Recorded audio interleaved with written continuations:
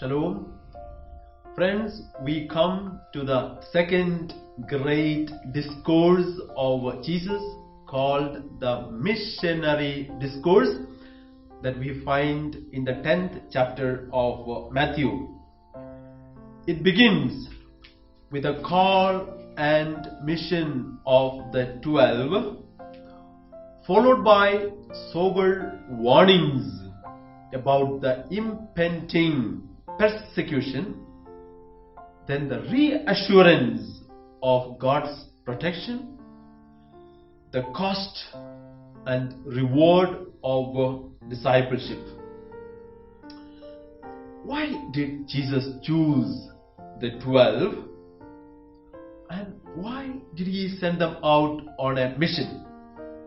We have the context at the end of chapter 9. Verse 36. When Jesus saw the crowds, he had compassion for them because they were harassed and helpless. Matthew uses a very unique expression in Greek, which is translated as compassion. Actually, in English, there is no real translation to convey this Greek word. Literally, it means to churn the intestine. A warm, compassionate response to human need. Different Bible versions are translated as compassion, pity, sympathy. In English, I think it could go like his heart went out, or there was a gut response.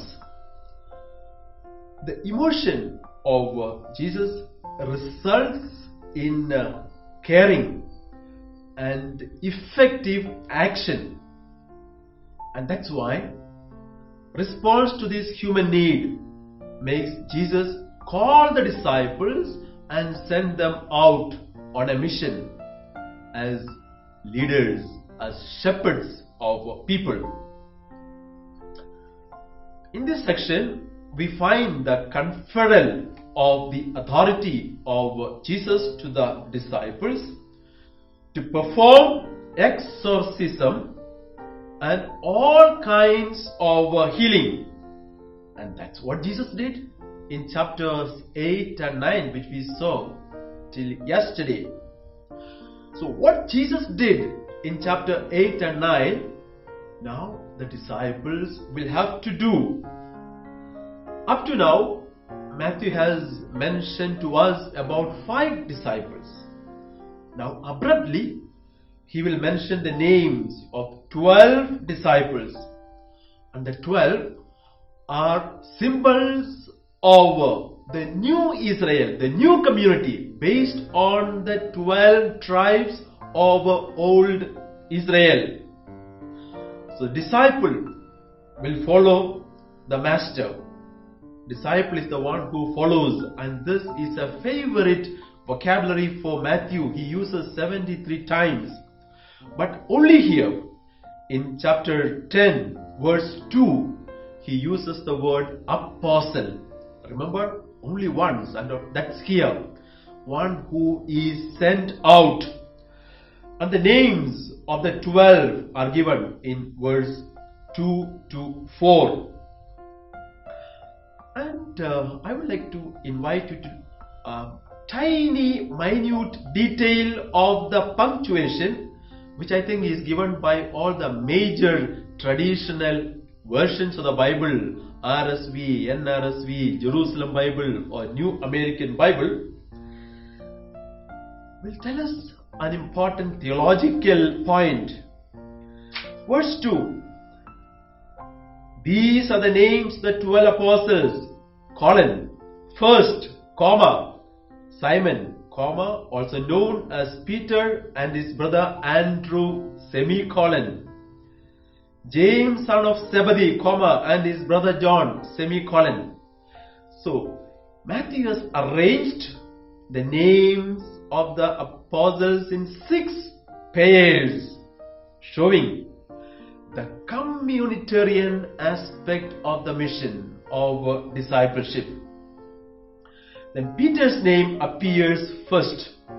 There are 4 lists in the New Testament, list of the apostles in Matthew, Mark, Luke, and in Acts of the Apostles chapter 1. In all these 4 lists, Peter comes first. And Matthew's Gospel is given there first. So when you hear of first, you also look for a second and a third, which you don't find. That shows the primacy of Peter, which Matthew will take up in the rest of the Gospel. So Matthew singles out Peter, emphasizing the primary role that he has in the new community among the 12. You will also find a variety of names.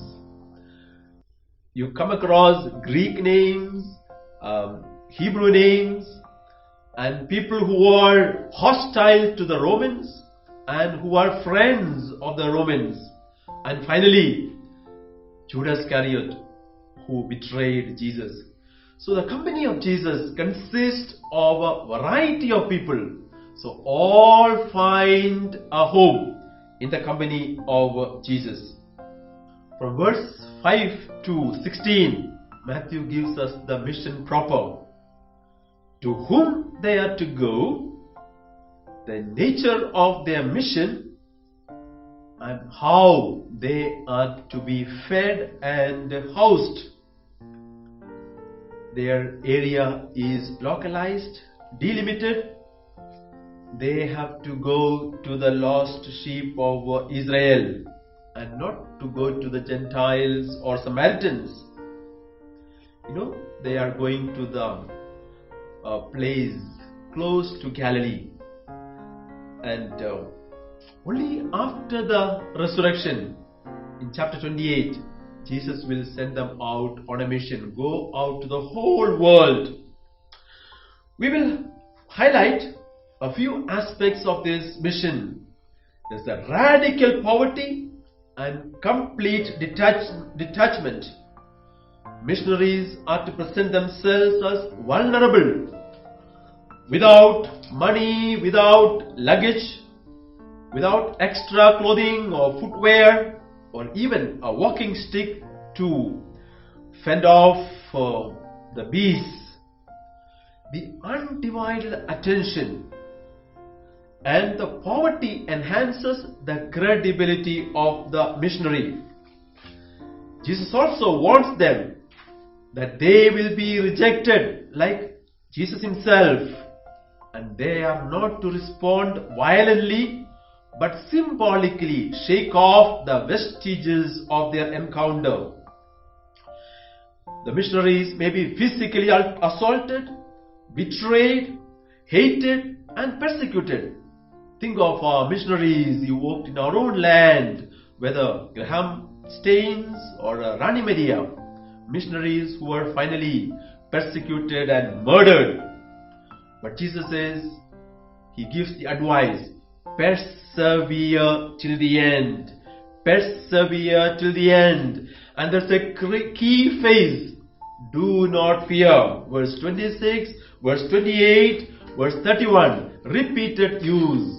Do not fear, because the Father provides for the missionaries.